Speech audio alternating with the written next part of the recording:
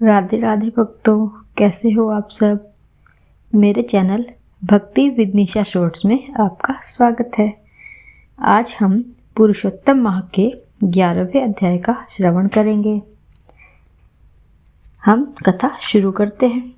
नारद जी कहने लगे, हे मुने, सब मुनियों से ही महाकठिन ऐसा कौन सा तप उस कुमारी ने किया, सो हमसे कहिए।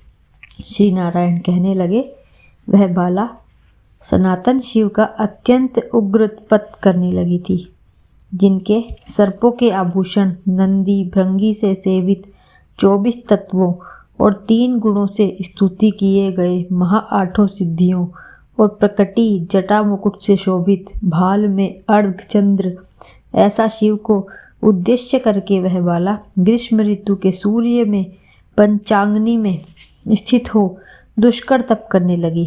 हेमंत तथा शिशिर ऋतु में ठंडे जल में स्थित मुख जल के ऊपर इस प्रकार दिखाई देती रही, जैसे जल के ऊपर कमल शोभायमान होता है।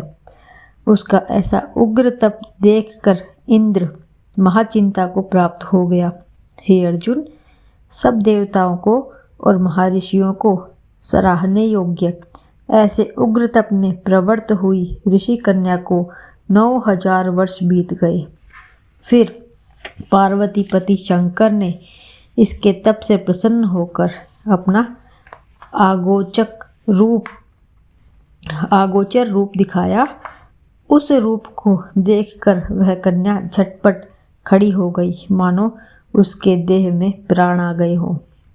तब से उसका शरीर जो दुर्बल हो गया था, मानो हष्ट पुष्ट हो गया हो। उस बाला ने नम होकर श्री शंकर को नमस्कार किया और विश्व वंदित श्री शिव का मानसोपचार से पूजन किया और उसकी स्तुति करने लगी। हे राजन, जब उस मेधावी ऋषि की तपस्विनी कन्या श्री शंकर भगवान की स्तुति करके शांत हुई, तब महाउग्र तप से उसका किया हुआ स्तोत्र सुनकर प्रसन्न मुख वाले श्री सदाशिव बोले, हे तपस्विनी, तेरा कल्याण हो, मन वांछित वर मांग। महा आनंद में मग्न कुमारी ऐसा सुनकर प्रसन्न हुए शिव जी से यह वचन बोली, हे दीनानाथ, यदि आप मुझ पर प्रसन्न हो तो मुझको पति दीजिए। ऐसा ही वह 5 बार कहकर शांत हो गई।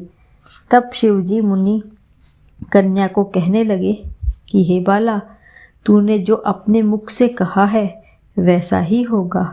तूने 5 बार पति मांगा है, सो हे सुंदरी, तेरे 5 पति होंगे। श्री कृष्ण कहने लगे, श्री शिव के ऐसे अनीति प्रिय वचन सुनकर बाला बोली, हे सदाशिव, एक स्त्री के एक ही पति हो सकता है। कहीं भी स्त्री 5 पतियों वाली न देखी न सुनी।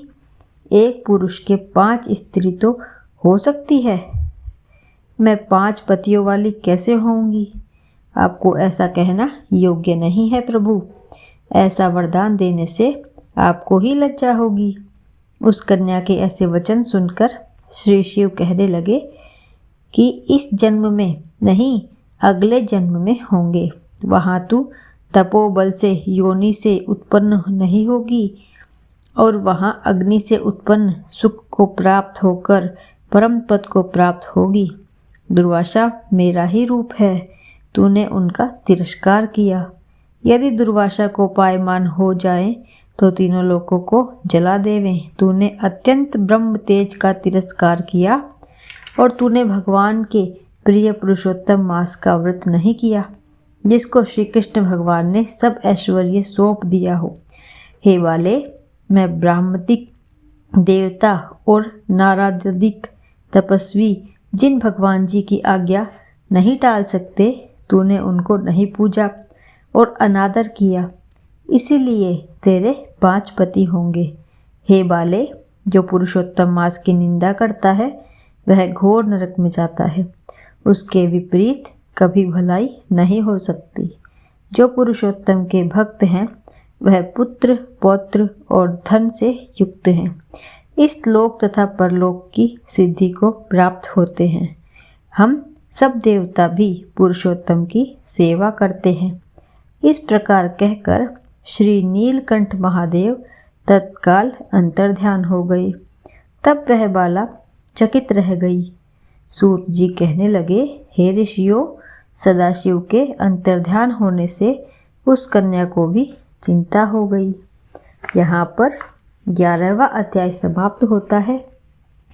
आपको कथा कैसी लगती है मुझे कमेंट में ज़रूर बताना और मेरे चैनल को सब्सक्राइब करना, लाइक भी करना और शेयर भी करना।